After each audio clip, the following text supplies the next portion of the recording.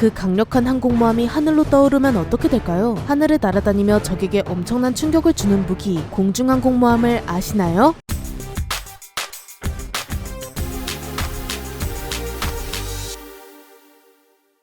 안녕하세요, 지식스토리입니다. 이번에는 공중에서 전투기를 날려보낼 수 있는 공중항공모함에 대해 알아보도록 하겠습니다. 한국인의 민속놀이인 스타크래프트, 프로토스라는 종족 안에 캐리어라는 유닛이 있는데요. 이는 프로토스 중 가장 비싼 유닛으로 인터셉터라는 탑재기들을 싣고 다닙니다. 게임 내에서 캐리어의 등장은 곧 프로토스의 승리라고 말할 수 있을 만큼 굉장히 강력한 유닛이죠. 그럼 이런 무기를 현실로 가져올 수도 있을 텐데요. 캐리어처럼 공중에서 비행기를 추격할 수 있는 항공기가 있다면 어떨까요? 적들의 머리 위에서 웅장하게 탑재기들을 사출하는 엄청난 위용의 공중항공모함이 실존한다면 적은 그 자리에서 항복을 선언하지 않을까요? 사실 인류는 과거 몇 차례나 공중항모를 만든 적이 있습니다. 20세기의 인류는 정말 전쟁에 미쳐 있었다고 해도 될 만큼 갖은 무기로 수많은 전쟁을 벌여왔는데 이때 기술력이 발전하며 엄청나게 많은 무기를 개발했고 이에 괴상한 결과물들도 많이 등장했습니다. 엄청 거대한 포를 열차 위에 얹은 구스타프 열차포나 정말 무식하게 크게 만든 각종 전함들, 그리고 현재 지구의 바다를 정복한 항공모함 역시 당시 만들어내던 괴상한 무기 중 하나였죠. 하지만 당시 사람들은 바다 위에 떠있는 항공모함으론 만족하지 못했나 봅니다. 누구보다도 기상천외한 무기를 만들기 위해 노력하던 인류는 잠수함처럼 물속으로 은밀히 다니다가 불시에 올라와 적에게 함재기를 띄워보낼 수 있는 잠수 항공모함도 내놓았고, 이상한 무기는 다 만드는 영국이 하버쿡 프로젝트를 계획해 생산 비용을 아끼기 위해 빙하를 이용한 얼음 항공모함을 설계하기도 했는데 이는 실제로 등장하진 않았습니다. 이렇게 이상한 것들을 정말 많이 개발했으며 당연하게도 하늘을 날아다니는 공중항공모함도 등장했는데요. 심지어 공중항공모함은 2차 세계대전이 일어나기도 전에 그 이야기가 나왔습니다. 대표적으로 공중항공모함에 도전한 국가는 미국과 독일, 프랑스, 영국, 소련이 있습니다. 하지만 모든 국가가 프로젝트에 성공한 것은 아니고 미국과 소련만이 주목할 만한 결과물을 내놓게 되죠. 먼저 미국이 개발한 공중항모를 살펴보겠습니다. 1차 대전에서 비행선을 요긴하게 사용하는 독일과 싸운 미국은 비행선을 모함으로 운용해보자는 기상천외한 발상을 하게 되는데요. 비행선은 날개로 양력을 발생시켜 나는 기체가 아닌 공기보다 가벼운 수소 혹은 헬륨 같은 기체를 내부에 품어 부력을 이용하는 기체로 굉장히 크고 뚱뚱한 외형을 보입니다. 비행선은 당시 굉장히 혁신적인 아이디어였습니다. 일반적인 비행기는 양력을 발생시키기 위해 활주로 해서 일정 거리를 달려야 하지만 비행선은 부력을 이용한 수직 이착륙이 가능해 좁은 지역에서도 운용할 수 있죠. 심지어 양력을 이용한 비행기는 탑재 중량을 늘리기가 굉장히 까다롭지만 비행선은 어려운 기술 없이 화물을 아주 많이 실을 수 있었습니다. 속도가 아주 느리다는 단점이 있긴 해도 하늘길이라는 막힘없는 길로 다니기 때문에 어지간한 지상이나 수상에 탈 것보다도 시간을 아낄 수 있었죠. 이런 장점들에 매료된 미국은 이 비행선으로 항공모함을 만들겠다는 미친 발상을 하게 되는데요. 그렇게 1931년 정말 비행선을 베이스로 공중항모를 만들어버립니다. 이것이 바로 아크론급 항공모함입니다. 미국은 이 아크론급을 2기나 제작했죠. 그럼 이제 미국은 2차 세계대전에서 이 어마어마한 공중항공모함을 이끌고 세계를 어지럽히는 추축국들을 혼내줬을까요? 아쉽게도 그러진 못했습니다. 여러분도 잘 알고 계시겠지만 2차 대전에서 미국의 공중항모는 아무런 활약을 하지 못했습니다. 미국의 바람과는 달리 공중항모는 장점이 없는 수준이었는데 그나마 있던 장점은 지형의 구애를 받지 않는다는 점이지만 역으로 날씨의 영향을 많이 받기 때문에 운용하기가 굉장히 까다로웠죠. 그리고 아크론급 항공모함에 탑재할 수 있는 기체는 고작 4기였는데요. 기체 수십 기를 탑재할 수 있는 일반적인 항공모함에 비하면 정말 턱없이 모자란 숫자입니다. 그럼 궁금한 점이 있습니다. 우리가 흔히 알고 있는 항공모함은 비행기를 함선 내부에 보관하다가 외부 갑판을 통해 비행기를 이착함하는데 공중에 떠있는 아크론급은 어떻게 항공기를 운용했을까요? 아크론급 역시 높은 하늘에서 날고 있어 탑재기를 이함하는 것은 크게 문제가 되지 않았습니다. 후크를 통해 탑재기를 밖으로 꺼내고 그대로 탑재기를 떨어뜨려 이함하는 방식이죠. 높은 고도와 속도 덕분에 탑재기는 정상적으로 이함하여 작전을 수행할 수 있었습니다. 그럼 착함은 어떻게 진행될까요? 바로 이게 가장 큰 문제였습니다. 일반적인 항공모함은 평평한 갑판 위로 자연스럽게 착륙하는 방식입니다. 물론 어레스팅 와이어와 같은 전투기의 제동에 도움을 주는 장치들이 필요하지만 그 정도는 아크론급과 비교하면 누워서 떡먹기였죠. 아크론급의 착함은 수상 함정에 비해 엄청나게 어려웠는데 그렇다고 착함이 아예 불가능한 것은 아니었습니다. 아크론급에 착함하기 위해선 이함 과정을 반대로 진행하면 되는데요. 먼저 탑재기가 아크론급과 같은 속도로 나란히 비행합니다. 그럼 탑재기를 사출했던 후크를 다시 내려보내고 이 후크를 탑재기에 다시 매답니다. 그리고 탑재기는 동력을 완전히 꺼버리고 아크론급이 탑재기를 내부로 끌어올리는 방식이죠. 지상이어도 굉장히 어렵고 까다로운 작업을 날아다니며 하게 되는 것으로 심지어 이걸 전시 상황에서 진행해야 합니다. 이것만 봐도 효율이 굉장히 떨어지지만 아크론급의 단점은 여기서 끝나지 않았습니다. 비행선 특유의 느릿한 속도가 역시 발목을 잡게 되는데 부력으로 기체를 띄우다 보니 속도를 더 높일 수가 없습니다. 이걸 관광용이 아닌 군사용도로 사용하려면 보통 문제가 아닌데요. 덩치는 엄청 큰데 속도가 느리다? 전쟁통에선 커다란 샌드백 신세를 면치 못합니다. 이런 기체는 당연히 제 역할을 제대로 수행할 수 없었습니다. 심지어 등장한 지 얼마 되지 않아 두 기 모두 추락하는데 아크론급 1번 함인 아크로는 1933년에 뉴저지에서 사고가 발생해 추락하고 2번 함인 메이코는 운항 중 폭풍우에 휩쓸려 추락하고 맙니다. 결국 전쟁이 발발하기도 전에 역사의 저편으로 사라지죠. 다음은 소련의 공중항공모함에 대해서도 살펴보겠습니다. 이건 2차 세계대전에서 이야기가 나오는데 당시는 기술력이 현재만큼 발달하지 못했습니다. 항공기로 항공기를 날리기 위해선 엄청난 크기와 엄청난 동력이 있어야 하지만 그때의 기술력으론 택도 없는 수준이었죠. 미국이 공중항모를 위해 비행선을 택한 이유도 이것입니다. 하지만 불굴의 소련은 포기하지 않았습니다. 마침내 통상적인 항공기로 공중항모를 만들었는데 이것이 바로 즈베노 프로젝트입니다. 이 프로젝트로 항속거리가 짧은 전투기의 작전 시간을 늘릴 생각이었으며 이에 거대한 폭격기를 공중항모로 개조하게 됩니다. 소련이 여기서 활용한 기체는 TB 폭격기 시리즈인데요. 크기도 크기지만 탑재량이 정말 어마어마한 기체로 이를 기반으로 개발한 공중항공모함을 즈베노 1이라고 불렀습니다. 그럼 즈베노 프로젝트의 공중항모는 어떤 식으로 탑재기를 날렸을까요? 아무리 대형 폭격기를 베이스로 한 항공기라도 전투기를 내부에 탑재할 정도는 아니었습니다. 소련은 기체 내부에 집어넣는 대신 날개에 올리는 방식을 선택하는데 그럼 양 날개에 각각 한 기씩 총 2기를 올릴 수 있었습니다. 그리고 탑재기는 즈베노 1에 탑재된 상태로 연료를 아끼며 작전 지역까지 날아가고 일정 지역에서 탑재기가 이함에 작전을 치르는 방식이죠. 그럼 착함은 어떻게 할까요? 즈베노 1에 사용된 기체는 앞서 말씀드렸듯 폭격기를 기반으로 개발한 기체입니다. 따라서 기체에 마땅한 활주로가 없는데요. 사실 소련의 공중항공모함은 우리가 생각하는 공군 기지 역할의 항모라기보단 잠시 전투기를 옮겨주는 이동수단이었습니다. 따라서 착함 기능 없이 그냥 사용했죠. 어쨌든 소련은 초기 목적을 이뤘습니다. 즈베노 프로젝트를 통해 전투기의 작전 거리를 80%나 늘릴 수 있게 됩니다. 소련의 공중항모는 미국의 아크론급처럼 단발성으로 끝난 프로젝트가 아닌데요. 당시는 항공기를 오래 띄울 강력한 엔진이 없을 뿐만 아니라 공중급유기도 발전하기 전이었기 때문에 전투기의 채공 시간을 늘려줄 수 있다는 점이 꽤 큰 장점이었습니다. 그렇게 여러 차례에 걸쳐 개량을 거듭합니다. 이후 탑재기를 2기만 탑재할 수 있던 즈베노 1에서 총 5기를 탑재할 수 있는 즈베노 6까지 발전하게 되죠. 심지어 즈베노 프로젝트의 마지막 기체인 즈베노 SPB는 착함도 가능한 수준에 이르게 됩니다. 그럼 실전 경험은 어떨까요? 그 강력한 미국도 공중항모를 실전에서 사용하지 못했지만 소련은 이걸 해냈습니다. 2차 대전이 한창이었던 1941년 여름 루마니아 상공 소련의 공중항모에서 탑재기들이 이함했는데요. 이 탑재기들은 독일의 전략시설이었던 루마니아 카를 1세 교량을 파괴하고 기지로 귀환하는 데 성공합니다. 심지어 나치 독일의 전투기와 공중전을 벌이기도 했습니다. 이렇게 2차 대전에서도 공중항모를 꽤 잘 써먹었고 소련도 꽤 마음에 들어할 만큼 괜찮은 플랫폼이었으니 이 공중항모 분야는 현재도 개발을 이어가고 있을까요? 밀덕으로서 안타깝지만 현재 지구상 그 어느 국가도 공중항모에 욕심을 내지 않습니다. 사실 현대의 기술력이면 전투기의 작전 시간을 비약적으로 늘려주거나 나아가 항모처럼 운용할 수 있는 큰 기체를 만드는 것이 불가능한 영역은 아닙니다. 하지만 현대에는 굳이 공중항모가 아니더라도 전투기의 작전 시간을 늘려줄 공중급유기가 많이 등장했는데요. 굳이 비행기를 잔뜩 싣고 가서 작전을 수행할 필요가 없어졌습니다. 그리고 미사일 기술도 엄청나게 발전했죠. 작전 지역까지 전투기가 닿지 않아도 고민할 필요가 없습니다. 또 지구 표면의 70%는 바다로 이루어져 있으니 그간 발전한 항공모함과 함재기로 지구상 어디든 충분히 타격할 수 있기 때문에 현대에서는 실효성이 그리 크지 않은 상황이죠. 이에 공중항모는 20세기 초중반에 반짝 등장했다가 사라졌습니다. 하지만 미래엔 어떨까요? 마블 영화에 등장하는 쉴드의 헬리캐리어와 같은 공중항모가 등장하지 않을까요? 그리고 인류의 무대가 이제 지구에만 국한되는 것이 아니라 우주로 확장된다면 SF 영화에서나 보던 우주전함이나 우주모함이 등장하지 않을까 기대해봅니다. 이렇게 지금까지 개발된 된 공중항공모함에 대해 알아보았는데요. 영상을 재미있게 보셨다면 구독과 좋아요 부탁드립니다. 감사합니다. 지식스토리였습니다.